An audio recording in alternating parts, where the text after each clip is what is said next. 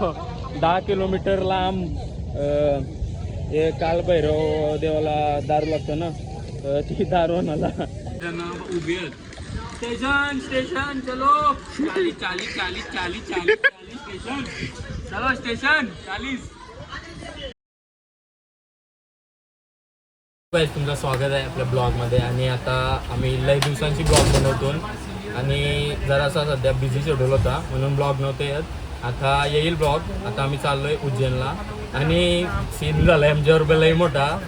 मुंबई सेंट्रलला यावाचा होता, आम्ही मुंबई CSTला पोचलेलो न. लास्टचे 20 मिनिटाला टॅक्सी करून आम्ही आलोय फायनली, म्हणून ब्लॉग नाही करायला भेटला. डायरेक्ट बसून ट्रेनमध्ये डायरेक्ट सुटलेली ट्रेन, डायरेक्ट बसलोय आणि आता ट्रेन चालली. आणि आता ट्रेन तुम्हाला दाखवते पुढं कसा काय सीन आहे त्या. आज पहिल्यांदाच आम्ही आगलोय डायरेक्ट इथे येऊन, असं पण बोलू शकता तुम्ही. आता बसलोय आम्ही ट्रेनमध्ये. 700 किंवा 800 किलोमीटरचा काहीतरी प्रवास आहे. उद्या आम्ही सकाळी पोहोचू. तुम्हाला जास्त काही ट्रेनमधला दाखवणार नाही, उद्या सकाळीच भेटू आपण. चला पुढे भेटू सकाळी. बघा चालू केलंय पत्ता जुगाराई. बसलोय आता चौघा कडक. आता जुगार हो का असली TCA लेवलाही मारील हो तुला, TCA लेवलाही मारील. चष्मा कुठे आहे, चष्मा कुठे आहे आपली? बॅगेन टाकली का? ठीक आहे. पैसे पैसे 1 वाजलं. आता खावायला येतलाय आम्ही बेकार. पत्त बित्त खेळून आता खावायला बसलून. काय करा, काय आणलंस र? मटन. आईला बेकार. असं काही नाही गायच. व्हेज खातो ना मी, आपण व्हेजच आहे. चला इंदोरला गेल्यावर दाखवते. आता इंदोरला बोलते उज्जैनला पोचले. उज्जैनला सगळ्यांची अवतारा बेकार आहे. अनगोल नाही गेली काय नाही. आता रूम बघतून पहिले आणि नंतर मग जाऊ पुढे. तुम्हाला दाखवते कसली रूम गेल्यावर दाखवते तुम्हाला. आत्ताच आम्ही ट्रेन पोचली आमची. आणि ट्रेन म्हणजे एकदम ॲक्युरेट होती, कायच नाही कशात नाही. पहिले एकदम भरले आहे उज्जैनमध्ये. आणि आता मार्केटमध्ये आलो आहे. ते दोघं आहेत रूमवर, आंघोळ करतायत. आणि आता आम्ही पण जाऊ. आम्ही आलो आहे ॲक्च्युली इथं मार्केटमध्ये ते शर्ट वगैरे घ्यायला आलो आहे ना. सगळ्यांना सेम शर्ट घेतून आणि निघू मस्त आरामात. पहिले आम्ही ज्योतिर्लिंग करू, नंतर मग आम्ही फिरायला निघू. इथला इंदोर सिटी आपली उज्जैन सिटी एक्सप्लोर करू पूर्ण. आणि आम्हाला रूम पण एकदम मस्त भेटली आहे, काय प्रॉब्लेम नाही. रूम बीमध्ये AC रूम आहे आणि मस्त 4 जण झोपू शकत आहोत मस्त. व्हाईटवाले घेतो ना मी. आणि एक ब्लॅक कॉलर तो. यांची प्राइस काय 100 रुपीज आहे काहीतरी. शर्ट घेतलं 4 चौघांना. आणि हे घालणार आहोत आम्ही डे 1ला आज. बघा तुम्हाला दाखवते पुढं जाऊन. आणि आज पहिले आम्हाला ज्योतिर्लिंगचं दर्शन पण करायचं आहे आणि प्लस आम्हाला अजून आंघोळ करायचे, फ्रेश व्हायचं आहे. जाम टाइमपास चालायचा. आणि काहीच नाही आणला. इथं ब्रश बीस घ्यायचं आहे याला उगाच आणलाय. टाइमपास करते नुसतं. बघ अजून तिथं दुकानं नाही. रूम आमचा 410. अरे खोला भाई, काय करतो टिंगल म्हणली हो. बघा कसा आमचा रूम आहे. बेड 2 बेड आणि TV आहे. काय चालतंय, सगळं चालतंय. AC BC आहे. मस्त आहे रूम. काय आता बघा आम्ही रेडी झालोय. बघा रे इकडं सगळी कसं सगळ्याही सेम ड्रेसिंग मारली. सगळ्याही सेम ड्रेसिंग मारली. आता चाललोय उज्जैन मंदिरात. मस्त एक ज्योतिर्लिंगचं दर्शन करू. नंतर आल्यावर पूर्ण उज्जैन एक्सप्लोर करायला जाऊ. एक बंदा भेटलाय मला, तो बोलला नेईल तुम्हाला सगळीकडे फिरवल. चालेल बघा. आता तुम्ही बघत राहा. इथून जास्त जवळच आहे रूम एकदम. रूमपासून उज्जैन जाम जवळ आहे. उज्जैनचं देऊळ. चला दाखवतो तुम्हाला तिथे गेल्यावर. आम्ही आलोय, पोचलोय. इथं असं आहे मंदिर. इथून चढत आहे. जवळच आहे आमच्या रूमपासून. ऑलमोस्ट काहीतरी 2-2च मिनटं लागलं फक्त, जास्त नाही. 2 मिनटावर होता. अकलेश्वर मला दाखवतो.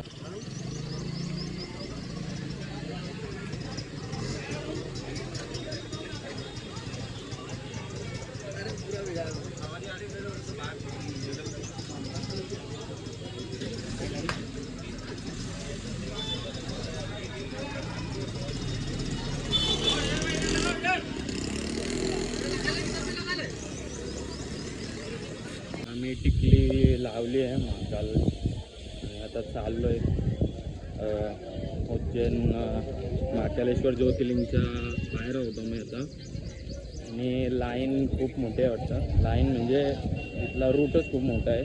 तिथून जायचं आहे आम्हाला पूर्ण चालत. बघू तुम्हाला दाखवतं आहे. आतमध्ये जर फोन अलाउड असेल तर दाखवील, नसेल तर मग नाही दाखवलं तर चला तुम्हाला पुढं भेटू आपण पुढं. यो आहे उज्जैन महाकालेश्वर आणि पूर्ण मस्त अशी वाईब आहे इथं. एक पॉझिटिव्ह वेगळीच एनर्जी येते इथं आल्यावर. आणि तो महाकाल लोक आहे. इथं आम्ही येणार आहोत रात्री आणि आता सध्या आम्ही इथं चाललो आहे दर्शन करायला. तिथं रात्री वाटतं काहीतरी लाईट शो असतं, ते बघायला येणार आहोत आम्ही लवकरच. बघा तुम्ही कंटिन्यू राहा. यायचंच आहे रात्री येणार आहोत आम्ही इथं. आता सध्या आम्ही दर्शन करतोय उज्जैन महाकालेश्वरचं. गणपतीची मूर्ती आहे तिथे. खूप काय आहे, अजून खूप मूर्त्या आहेत तिथं. पूर्ण महाकाल लोक आहे, त्याला महाकाल लोक बोलतात. पूर्ण असं दाखवलेलं आहे इथं. म्हणजे जी काय शंकराची पूर्ण स्टोरी आहे महादेवाची, ती पूर्ण इथं स्टॅच्यूच्या माध्यमातून दाखवण्याचा प्रयत्न केला आहे. इथं आम्ही येणार आहोत रात्री नक्कीच. लाईट शो असतो. तर आता सध्या उज्जैन महाकालेश्वरचं दर्शन झालं आणि तिथं ॲक्च्युली फोन अलाउड नाही सध्या. फोन त्याच्यामुळे फोन नाही नेला आम्ही. आणि फोटोज वगैरे काढलेत आम्ही जराशे. आणि आम्हाला एक आता लोकल एक भेटला आहे, तिथला फ्लाईट सिंग करवणार आहे आम्हाला. तो पूर्ण फिरवणार आहे. तो बोलला आहे मला की तुम्हाला 5-6 मंदिर दाखवून आणतो आणि त्याच्याबद्दल काय तुम्हाला गाईड पण करेल असं बोलला आहे तो. तो त्याच्याबरोबर चाललो आहे. आधी पण 2-3 भेटलेले, त्याही आम्हाला जास्त पैसे सांगले. तर आम्हाला सस्त्यानं भेटला एक, तर त्याच्याबरोबर चाललो आहे आता आम्ही. आता तो 5-6 के मंदिर काहीतरी फिरवणार आहे इथले. आणि रात्री मग महाकाल लोकला जाऊ परत तिथंच बघायला. जो आहे तो भाई ते पाठी चाललो आहे. चला दाखवतो तुम्हाला दुसरी लोकेशनवर पोचल्यावर. आता बघा कसा चाललोय आम्ही रिक्षात. हो बघा, याला बघा कुठं बसवलंय. एक नंबर. ही बघा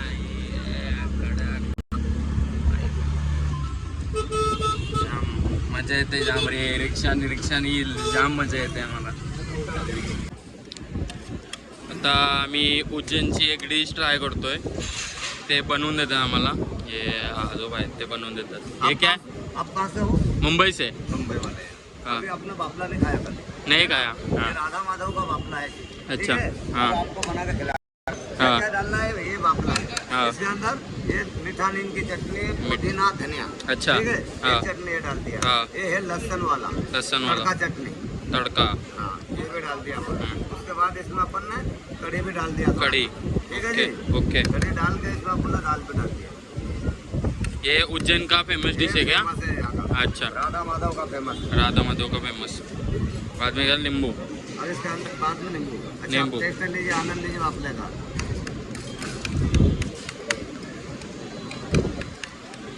जय श्री महाकाल. जय श्री महाकाल. चलो. तुम्हाला जो गाईड करेल जरासा, तुमचा गाईड आहे तो सांगेल काय काय आहे इथं त्याच्याबद्दल माहिती. जय श्री महाकाल. अपन आए शांतिपनी आश्रम, जहाँ कृष्ण भगवान बलराम और सुदामा जी ने पढ़ाई की थी हमारे उज्जैन में. इस मंदिर को, इस विद्यास्थली को लगभग हो गए 5 से 6 हज़ार साल से भी ज़्यादा. इस मंदिर में और उस मंदिर में आप लोग को 3 चीज़ यहाँ देखने को मिलेगा जो आपने आपके जीवन में लाइफ में कभी नहीं देखा होगा. ये भगवान कृष्ण की पाठशाला मुख्य मंदिर. वहाँ सबसे पहले अपन भगवान कृष्ण भगवान को नमन करते हैं. उसके बाद हाथ जोड़ के प्रणाम करते हैं. फिर उनके सामने उनके गुरुजी बैठे जो महर्षि है, उनका नाम है शांतिपनी जी.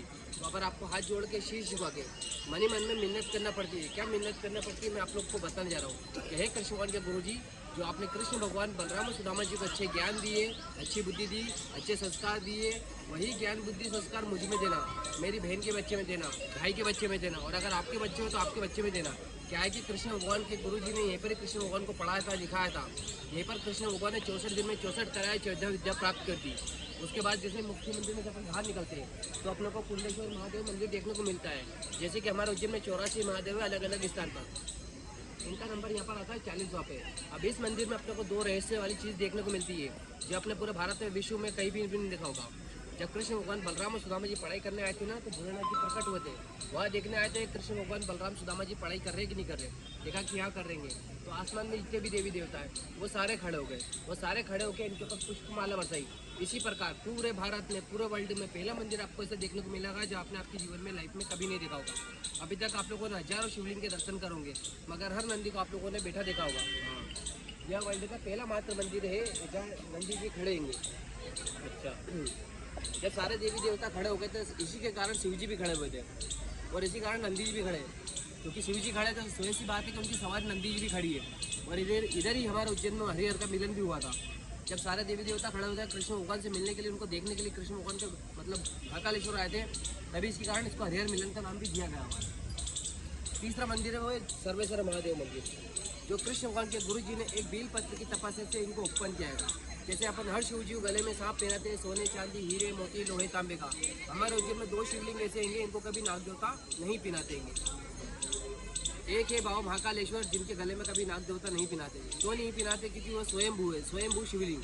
अपन हर शिवलिंग गले में सांप पिना देंगे, इनको 2 को शिवलिंग नाग देवता इसलिए नहीं पिनाते क्योंकि स्वयंभू शिवलिंग है। इनके गले में जलधारी में नाग बसे हुए हैं।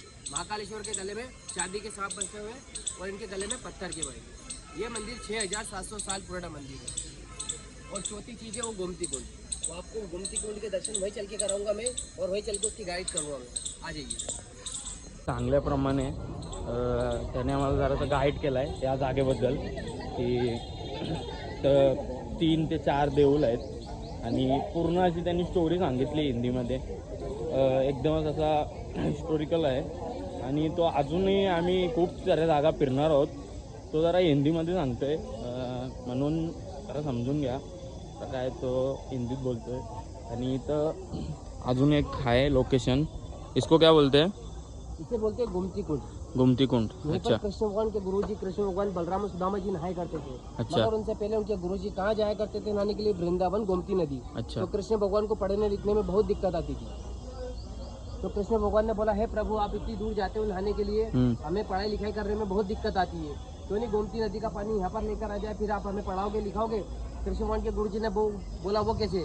तो वो सामने देखिए, वो 2 शिवलिंग बने हुए, हाँ देखिए आप लोग सामने 2 शिवलिंग 2 दिखेंगे आपको। शिवलिंग आहेत. हाँ 2 शिवलिंग पे कृष्ण भगवान ने इस प्रकार हाथ रखा, गोमती नदी की आराधना करी, प्रार्थना करी, और गोमती नदी का पानी यहाँ पर आ गया। अच्छा कृष्ण भगवान के गुरु जी ने बोला वो मैं कैसे मान लूँ कि गोमती नदी का पानी है? हो सकता है आसपास के झरने का पानी हो, कुएं का पानी हो, कुंड का पानी हो, या फिर शिप्रा नदी का पानी हो। कृष्ण भगवान ने बोला, हे प्रभु आपको मुझ पर यकीन नहीं है, विश्वास नहीं है, आप अगले दिन जाइए गोमती नदी नहाने के लिए और अपनी चरण पादों का वस्त्र वहीं पर रखकर आ जाना। जब अपनी चरण पादों का वस्त्र वहाँ पर नहीं मिले और यहाँ पर आकर मिलेगी, तब तो आप यकीन करोगे गोमती नदी का पानी है। अगले दिन शांति पनी जी गए वृंदावन गोमती नदी नहाने के लिए और अपनी चरण पादों का वस्त्र वहीं पर रखकर आ गए थे। जब वो लौटकर आकर देखा तो उनकी चरण पादों का वो सामने आपको 2 मूर्त दिख रही है, हाँ वहाँ पर आकर उनकी चरण पादों का वस्त्र वहीं पर मिले थे। इथं तभी उनको भी विश्वास हुआ कि हाँ ये गोमती नदी का ही पानी पानी है. अच्छा इसी कारण इसका नाम गोमती कुंड रखा हुआ गोमती है। कुंड. और इस कुंड की रेख करते हैं आज भी ये नंदी जी है। अच्छा हे नंदी जी चा रखवाला है गोमती नदीचा. और आज भी आप लोग को उनकी चरण पादुका का आज भी आपको देखने को मिलेगी, जो उनके कृष्ण भगवान के गुरु जी की शांतिपनी जी की, जो मुख्य मंदिर भगवान कृष्णा की पाठशाला में है। और शांतिपनी आश्रम में जो कृष्ण भगवान ने 14 विद्या 14 कसर ये प्राप्त की थी। अच्छा 14 विद्या और 64 कलाएं इसी आश्रम में प्राप्त की हुई है श्री कृष्ण जी ने. अपन हर शिव जी का गले साफ करना तो हां आपल्याकडे प्रत्येक शिवलिंगाला साप असतो लावलेला. थांबा जरा फोटो. उनके इस प्रकार इनके गले में नाग देवता है। आपल्याकडे बघा इनको ऊपर से मेटल वाले सांप पहनने की अच्छा. आवश्यकता नहीं है। मतलब पहले से ही ऑलरेडी हाँ हाँ है. अच्छा ठीक है. ये अंदर है क्या? ठीक है. इथं आहे देऊळ तो संदीपनी आश्रम म्हणून आहे. चला ठीक आहे. मंगलनाथ मंदिर तर इथं पण खूप काही हिस्टॉरिकल आहे. तो ऐकवेल आता आपल्याला 2च मिनटात. थांबा जरा. तो आता तिथे गेला आहे आणि तो ऐकवेल आता आपल्याला मंगलनाथ मंदिरमध्ये काय काय आहे. यो सांगतात की असा की हा खूप मंगलनाथ मंदिरमध्ये होतं पण, आणि ते आपल्याला काहीतरी हिस्ट्री सांगतील याबद्दल. मग ऐकत हिंदीमध्ये असेल ॲडजस्ट करून घ्या. मंगलनाथ मंदिरबद्दल खूप काही हिस्टॉरिकल आहेत गोष्टी, त्या ते सांगतात आता. बताओ. जय श्री महाकाल। जैसे कि मैंने आपको बताया था अभी शांतिपनी आश्रम के बारे में पूरी गाइड करा था, वैसे ही भैया हमारे उज्जैन के जो है मंगलनाथ मंदिर के पूरी गाइड नहीं जानते हैं। ये आपको पूरी जानकारी सुनाएंगे, पूरी बताएंगे, एक एक हिस्ट्री बताएंगे। यहाँ पर जो जिस चीज़ चढ़ती है वो अपने नाम चलने में चढ़ती है। हमारे उज्जैन महाकाल नगरी में आए तो 3 जगह प्रसाद चढ़ता है, जो कि हमारे विजय भैया है, बताएंगे आपको। सब आ जाओ, आप लोग दर्शन करने आए हो। ये पूरा वर्ल्ड का एक महात्मा मंदिर है। आप लोगों ने सुना होगा कि शनि सिंगापुर में शनि महाराज का जन्म स्थान है, पुष्कर जी में वर्मा जी का जन्म स्थान है, अयोध्या में राम जी का जन्म स्थान है। उसी प्रकार उज्जैन नगरी वंत्याखंड में मंगल गिरे का जन्म स्थान बोला गया। इनका जन्म जब हुआ था खुद भोलेनाथ जी का मस्तक का पसीने से हुआ था, और भोलेनाथ जी का मस्तक का पसीना पीछे को भूमि पे गिरा था, और भूमि माँ ने महामंगल को जन्म दिया। यहाँ पे शिव रूप में इन्हें शिव पुत्र और भूमि पुत्र कहा गया है। आप बार शिव जी के मंदिर आते हो तो शिव सवारी हमेशा नंदी में देखी जाती है। भारत का पहला मंदिर मिलेगा कि ना नंदी की जगह ना भेड़ है ना मेंढा, जो राजस्थान में पाया जाता है। और इनका जन्म अंगार का लाल हुआ था, इसके लिए इनको लाल की चढ़ाई जाती है। जब भी दान चढ़ाओ तो मन में आपके पिताजी का नाम और आपका सरनेम बोल के दान करना। ये दान चढ़ाने से स्वयं के दुख कटेंगे, आपके परिवार के दुख कटेंगे। और भूमि संबंधी से जैसे 21 कार्य की सफलता मिलती है मंगल कार्य की, ये स्वयं आपकी दुख होंगे दूर। ठीक, दान में आप चढ़ा करना पे एक गेहूं कपड़ा फूल सिंपल पंडित जी ले लेंगे, नाम बोल के लाल माला यंत्र फोटो तलावा, ये 4 चीजें आपको घर के लिए देंगे और लेके आ जाना पड़ेगा। तो उज्जैनचा जेल आहे, ते बघू शकता. आता याच्यातून काही दिसणार नाही. आतमध्ये आहे सगळा विषय. तो जेल आहे इथं आतमध्ये, सगळा विषय आहे असा जेल आहे. जेल कितना कैदी है इसमें? 3.5 से 4,000 कैदी बनते इसके। 3.5 से 4,000 कैदी बंदात बोलते याच्यामध्ये. तो जेल आहे, सेंट्रल जेल उज्जैन. अपन आए काल भैरव, जो बाबा महाकाल के सेनापति हमारे उज्जैन के द्वारपाल है। ये एक 3 फुट पत्थर की मूर्त है जो स्वयं दारू पीती है। हमारे उज्जैन में तमाम प्रकार के साइंटिस्ट भी आ चुके हैं। यहाँ खोजबीन लगाने के लिए ये दारू अगर जाति का है, कहीं ऐसा तो नहीं आसपास के रहवासी दारू निकाल लेते हैं पाइपलाइन द्वारा। आज साइंटिस्ट ने 1000 फीट गड्ढा खोदकर भी देख लिया। यहाँ पर साइंटिस्ट को भी कुछ हासिल नहीं हुआ, उनको भी यकीन आ गया, विश्वास हो गया। जैसे कि इंसान दारू पीता है, वैसे बाबा काल भैरव की मूर्ति जो दारू पीती है। और यहाँ पर फूल प्रसाद दारू चढ़ाने से अपने और अपने परिवार के काल कष्ट दूर होते हैं। यहाँ पर दारू चढ़ाने से काल कष्ट दूर कौन से होते हैं मैं आप लोग को बताना जा रहा हूँ। पहला काल कष्ट होता है जैसे कि फांसी से लटक के मरना, दूसरा एक्सीडेंट से मरना, तीसरा झेर खा के मरना, या चौथा किसी के चाकू घोंपने या बिंदुक की गोली से मरना। उन चीजों को हरणते है बाबा काल भैरव, क्योंकि भूतों के राजा कौन है? बाबा महाकालेश्वर। उनके सेनापति कौन है? बाबा काल भैरव, क्योंकि महाकाल के बाद काल भैरव का दर्शन जरूरी है। ये गलत माना गया। पहले सेनापति के दर्शन करना चाहिए कायदे कानून से। जब भी कोई बड़ा आदमी रहता है तो पहले उनके बॉडीगार्ड से मिलते हैं अपन लोग, उसके बाद वो सामने वाले से मिलते हैं। वैसे पहले कायदे से बाबा काल भैरव के दर्शन करना चाहिए, इसी के बाद महाकालेश्वर का दर्शन करना चाहिए। तब जाके आप सब दूर घूम सकते हो, क्योंकि हमारे उज्जैन के सेनापति वही इजाजत देते हैं आप लोग को कि पहले सेनापति जी वही हमारे काल भैरव बाबा। जय बाबा काल भैरव की। तर आता आम्ही गेलतो 10 किलोमीटर लांब. हे काल भैरव देवाला दारू लागतं ना, तर ती दारू आणायला काय आता बोलतो 10 किलोमीटर लांब. इथं दारूचं सगळं दुकान आहेत ना ते बंद केलं, म्हणजे 10 किलोमीटर लांब ठेवलं सगळं. आता मी 10 किलोमीटर लांब जायला लागला याच्यासाठी, प्रसादासाठी. आता चाललोय आता मी दाखवू. बोलतं यो दाखवला नाही तर चाललं नाही, बोलतं या दाखवायलाच लागते. आता चाललोय, घेतली तरी घेतली ना, चाललोय आता. पाय बी सगळं तापलाय जाम. आता थोडा थोडा पाऊस पडत होता आणि मध्येच बंद झाला, जाम ऊन टाकला. काय बोलायचं आता. यो काल भैरव मंदिर पोचल्यावर तुम्हाला दाखवते थोडासा, कंटिन्यू राहा. रिक्षावाल्याने कौशी थांबून ठेवलं, पैसेच देणे. चावी पुन्हा ठेवून त्याला भाडं तरी मला याची लई जण उभी आहेत. स्टेशन स्टेशन चलो, 40 स्टेशन, चलो स्टेशन 40. तुम्ही जर उज्जैनला येत असाल ना, तर आता कोणतरी रिक्षावाला भेटेल ना, तो 400 रुपयाने तुम्हाला फिरवेल. पुढं अजिबात जाऊ नका. तो बोलेल पुढे जा, इथं जा, तिथं जा, 100 रुपये ही जाता लगेगा, 60 रुपये जाता लगेगा. असा कवाच करू नका. तो असा नेईल तुम्हाला ना, 1000 रुपये घेईल तुमच्याविषयी. आता कधीच करू नका. आम्ही पण नाही केला, तुम्ही पण करू नका सांगते. एक आहे आता ही पाठीमध्ये जी फॅमिली होती त्यांच्याबरोबर घडलेला किस्सा आहे, म्हणून तुम्हाला सांगते. हे रिक्षावाला इथला स्कॅम आहे सगळा. फक्त लुट्टाचं काम आहे इथं, सगळं महाग आहे. काय बोलू आता. तिथं काल भैरव मंदिरला गेलतो, तिथं पण काहीतरी ती दारू असते ती पण त्याच्यावर पण डबल प्राईस आहे ती दारूची. आणि तिथं तो द्यायलाच लागतं बोलल्यावर काय ऑप्शन नव्हता, तर घ्यायलाच लागली. काय सांगू आता तुम्हाला, जाम पैसे घेतले तिथं आमचं. म्हणून तुम्हाला सांगताय असं फसू नका तुम्ही. दर्शन जी मेन मंदिरं आहेत तीच करा, कारण की ते वेगवेगळ्या मंदिरांना वेगवेगळा जाम खर्च होत आहे. म्हणून तुम्हाला सांगते जी मंदिरं गरजेची आहेत, जसं की ज्योतिर्लिंग झाला, महाकालेश्वर झाला, अजून कालभैरव झाला, हरसिद्धी माता मंदिर, जे काही जवळजवळचे आहेत ते पण तुम्ही करू शकता. असं काही नाही की लांबचे केलं पाहिजे. लांबच्या मंदिरामध्ये खूप खर्च होत आहे आणि खर्च हेच करतात जे रिक्षावाला असतात, ते वेगळा कोण नाही करत. म्हणून तुम्हाला सांगते बी सांगताना 400 रुपये, नंतर घेताना 700 रुपये. आमच्याकडची त्यांनी 400 रुपये घेतला, पण त्यांनी जाम आम्हाला फसवला. इथं फिरवेल तिथं फिरवेल, जास्त काय फिरवला तर नाही. असं तुम्ही सावध राहायचं. मी पूर्ण फ्रेश होऊन सगळी रूमवरनं निघलो आहे रामघाटला जायला. रामघाटची जी आरती असतं 6:30 वाजताची, ती अटेंड करण्यासाठी. आणि इथं पाऊस पडतंय, काय आता बघू होतंय की नाही आरती, कारण की ती आउटसाईडला असते ना आरती. तो झाली तर एकदम मजाच येईल. बघू, तुम्हाला दाखवतोय. जर झाली तर तुम्हाला दाखवतोय. आता मी चाललोय तिथे. आणि अजून एक मंदिर राहिलं आहे करायचा, हरसिद्धी माता मंदिर. आणि मग नंतर मग शिवलोक जाऊ आपण. इथं आता रामघाटला पोचू आपण. रामघाटला आलो दाखवते तुम्हाला पुढं.